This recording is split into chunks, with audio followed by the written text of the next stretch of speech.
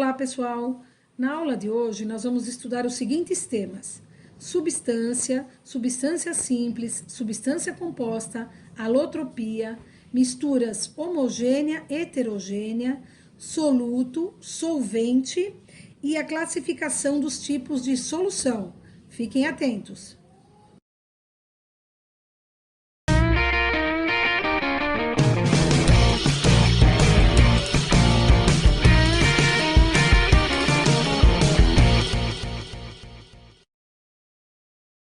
Olá, pessoal! Então, vamos lá. Vamos começar no tema 1 da unidade 2, página 54, substâncias e misturas. Primeira coisa, o que vem a ser substância? Então, substância é um tipo de matéria com propriedades constantes e definidas. O que significa isso? Se eu pegar uma jarra com 1 litro de água e 4 copos com capacidade para 250 ml cada um e dividir esse 1 litro de água nesses 4 copos, o que vai acontecer? Nada.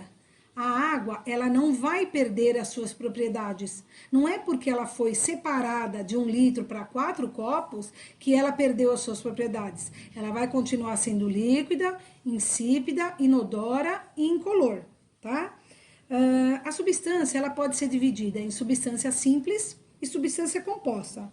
A substância simples, ela é constituída por átomos de um mesmo elemento químico.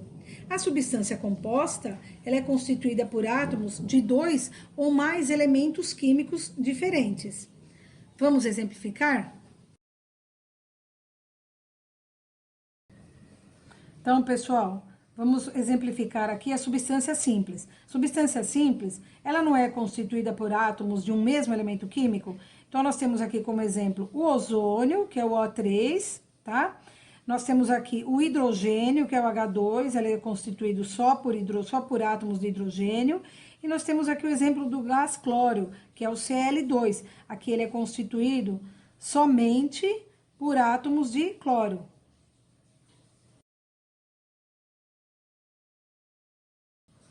Então, pessoal, agora é a substância composta, tá? O que eu havia dito? A substância composta, ela é constituída por 2 ou mais átomos de elementos químicos diferentes. Então, nós vamos ter aqui, ó, o NaCl, que é o cloreto de sódio, tá? Então, nós vamos ter a mistura do sódio e do cloro. O CO2, que é o gás carbônico, também chamado de dióxido de carbono. Então, nós vamos ter a mistura do carbono e do oxigênio. A amônia, NH3, então nós vamos ter um átomo de nitrogênio e 3 átomos de hidrogênio. E por último aqui, o gás metano, CH4, um átomo de carbono e 4 átomos de hidrogênio. Pessoal, vamos falar de um tema chamado alotropia, no qual não tem no livro de vocês, então prestem atenção. Alotropia é um fenômeno no qual substâncias diferentes são formadas por átomos iguais. Vamos exemplificar. A grafite e o diamante. Se você ganhasse um anel com um pedaço de grafite no lugar do diamante, você não gostaria. Porém, se você tentar escrever com um diamante, você não conseguiria. O que está acontecendo aí? Você tem dois materiais aparentemente diferentes, só que eles têm em comum o quê? O elemento carbono, tá? Apesar de parecerem tão diferentes, eles são formados pelo mesmo elemento químico, que é o carbono. E isso se chama alotropia. Pessoal, então vamos falar sobre mistura. Mistura é formada por 2 ou mais substâncias. O exemplo é o ar atmosférico, né? A composição do ar atmosférico, que ela é formada por gases como oxigênio, nitrogênio, hidrogênio e gás carbônico. Outro exemplo é quando vocês forem fazer uma receita de um bolo, por exemplo, vocês vão colocar vários ingredientes. Então, esses ingredientes é que vão fazer com que haja o quê? Uma mistura. Então, 2 ou mais substâncias já caracterizam uma mistura. As misturas, elas podem ser classificadas em 2 categorias: misturas homogêneas e misturas heterogêneas. A mistura homogênea é aquela que apresenta um aspecto uniforme a olho nu, e ela é também chamada de solução. Para vocês terem como exemplo, vocês têm uma sala de aula, todos usando a camiseta do uniforme da escola, todos usando a camiseta amarela. Então, vocês vão ter o quê? Uma sala homogênea. Se eu colocar cada 6 alunos de camisetas de cores diferentes, nós teremos uma mistura o quê? Heterogênea, uma sala heterogênea, porque são cores diferentes. Então, o que vocês têm que lembrar é que homogêneo significa igual, heterogêneo significa diferente. A mistura heterogênea é aquela que apresenta aspectos diferentes quando observada a olho nu. E agora nós vamos falar de fases. Cada parte que compõe uma mistura recebe o nome de fase. As misturas homogêneas apresentam somente uma fase, ou seja, uma parte observável, e ela é chamada de monofásica. Nós vamos exemplificar agora quais são as fases, e eu vou utilizar esses elementos que estão aqui na mesa. Então, olha aqui, aqui nós temos a pedra, óleo, álcool, areia e água. Pessoal, então nós vamos demonstrar aqui a primeira fase, tá? Então eu vou colocar um pouco de água. E vou colocar um pouquinho de álcool.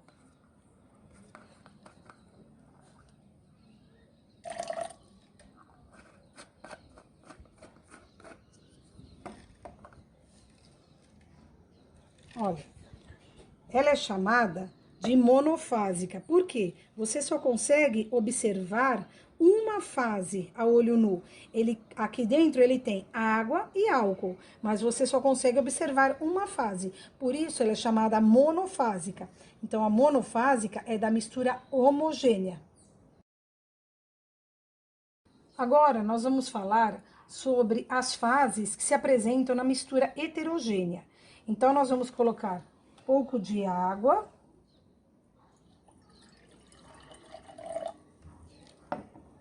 E vamos colocar um pouquinho de óleo.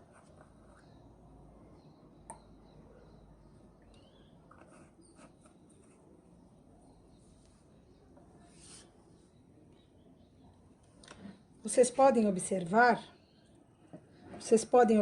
aqui duas fases, que é a água e o óleo, que não se misturam. Então, ela é chamada de mistura heterogênea bifásica. Bi significam duas partes observáveis, tá? Então, essa mistura aqui, ó, é também uma mistura heterogênea e ela é composta, como vocês podem observar, por 3 camadas: areia, água e óleo. Portanto, ela recebe o nome de trifásica, tá? 3 partes observáveis. Então, aqui nós temos mais uma mistura heterogênea. Ela é composta por 4 fases: areia, pedra, água e óleo, tá? Então, por ela ter 4 componentes, ela é chamada de polifásica. Porém, poli significa muitas, podem haver mais camadas ainda. Então, de 4 camadas para cima, você tem uma mistura heterogênea chamada polifásica. Pessoal, para encerrar então com as misturas heterogêneas, eu quero comentar sobre uma imagem, sobre uma legenda que tem na página 58, que diz o seguinte: o sangue é uma mistura heterogênea que apresenta aspecto homogêneo a olho nu. O que significa? Que quando você pega uma amostra de sangue, aparentemente ele parece uma mistura homogênea, ou seja, ele é um líquido vermelho por igual. Só que quando ele é levado ao microscópio ou a uma centrífuga, esse sangue, você vai perceber que ele na verdade, é uma mistura heterogênea. Por quê? Ele é formado, vocês aprenderam isso nos tecidos, né? E no sistema sanguíneo. Ele é formado por plaquetas, por glóbulos brancos e glóbulos vermelhos. E também tem a parte líquida, que é o plasma, que é um líquido bem amarelo. Então, ele visto a olho nu, ele tem a aparência de uma mistura homogênea. Quando ele passa por uma centrífuga ou no microscópio, você vê a separação dos elementos sólidos, que são as plaquetas, os glóbulos brancos e os glóbulos vermelhos.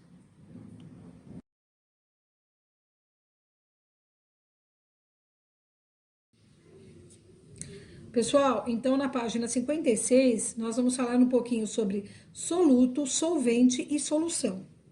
O que vem a ser o soluto? É a substância dissolvida. O solvente é a substância que dissolve o soluto. Por exemplo, se você pegar pó de café e água, o pó é o soluto, o solvente é a água. A água é considerada o solvente universal. Por quê? Porque ela consegue dissolver a maior parte das substâncias. Dependendo da quantidade de soluto que é dissolvida, as soluções são classificadas em 4 tipos. Nós vamos falar sobre a solução diluída, solução concentrada, solução saturada e a solução supersaturada. Solução diluída contém pouco material dissolvido. Exemplo, um copo de água e uma pitada de sal.